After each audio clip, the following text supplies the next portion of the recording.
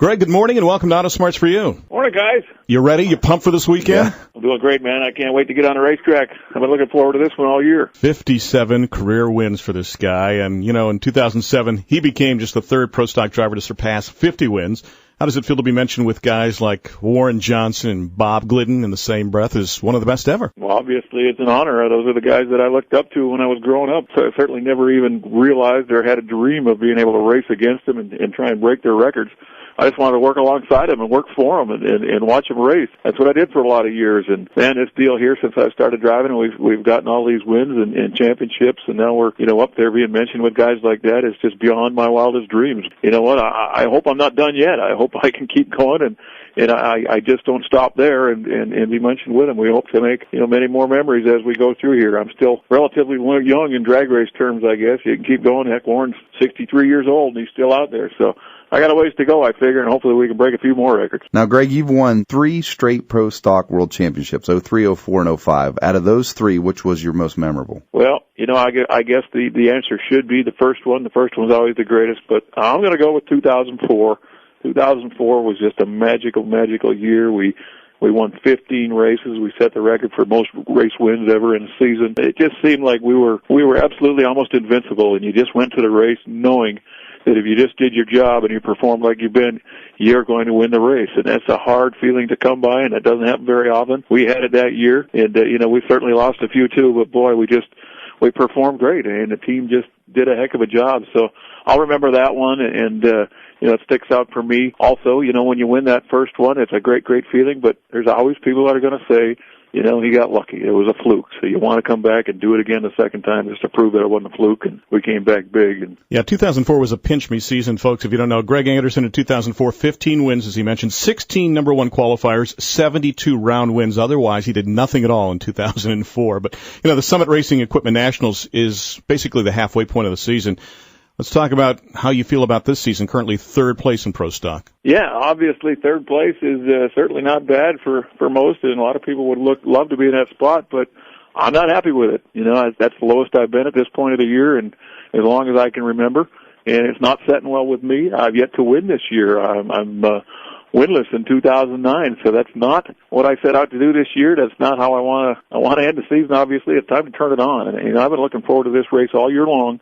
It means a lot to us, a lot of special things on the line, and I can think of no better place to jumpstart our season and get started on a roll than this place this weekend. So doing a lot of special things, trying to get ready for this weekend, and I think we're ready to go now. I think we've got a great product, and I think we'll look like a different race team when we show up tomorrow.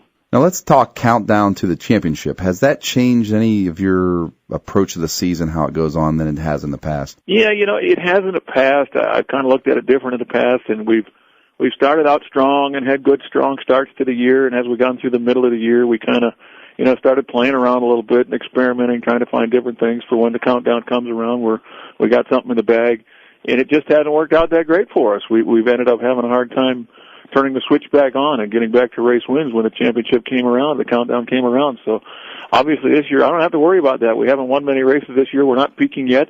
So I got a different mindset this year. This year now, instead of, peaking early and trying to keep that going, I need to find a way to peak at the right time, which is championship time. I haven't peaked yet. So hopefully it is coming. I'm still building momentum.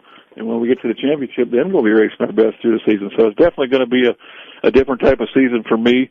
And hopefully, like I said, the last 2 years, the way we've played it haven't turned out right for us. So maybe this is exactly how we needed to do it, come from behind this time instead of coming in from the number one spot. Talking with the guy, Greg Anderson, who won last year's Summit Racing Equipment NHRA Nationals. Let's talk about that. It's your people. It's your backyard. What kind of pressure do you feel this weekend? Well, you do. You feel a lot of pressure. You just don't want to look a fool in front of your sponsor and all the great employees that support you. So you put extra pressure on yourself. And for some reason, we've always seemed to perform well under pressure. The more the pressure got up, the better we've performed. So I guess that's what we need as a team, and I'm looking forward to that challenge this weekend.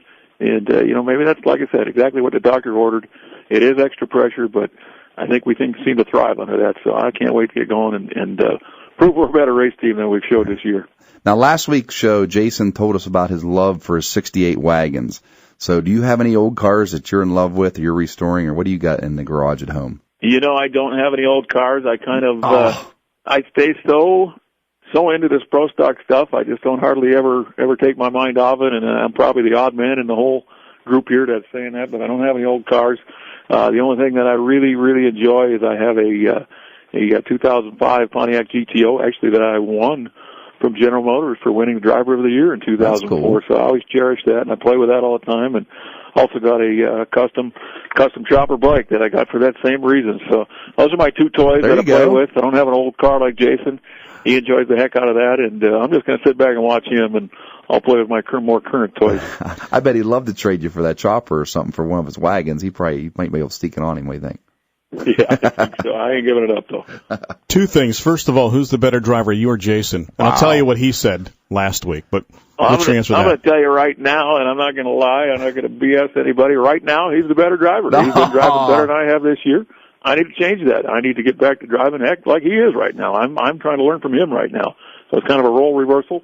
I've tried to tutor him in the years past, and right now I'm trying to leech off of him whatever I can learn from him and follow him and do what he's doing because it's working for him. Well, let's just say that he called you Big Daddy Greg Anderson, that you're the legend in racing. And finally, do you have a favorite car movie? Is there a movie that you like that involves cars? We always ask our guests that question. I always like that Gone in 60 Seconds. I probably watched it 10 times. And I just get the biggest kick out of that. Don't ask me why, but that's been my favorite. Well, Greg, we appreciate your time. Best of luck this weekend. Keep it dry up there. Be safe, and bring it home for Summit. Thanks, guys. Sounds like a great plan.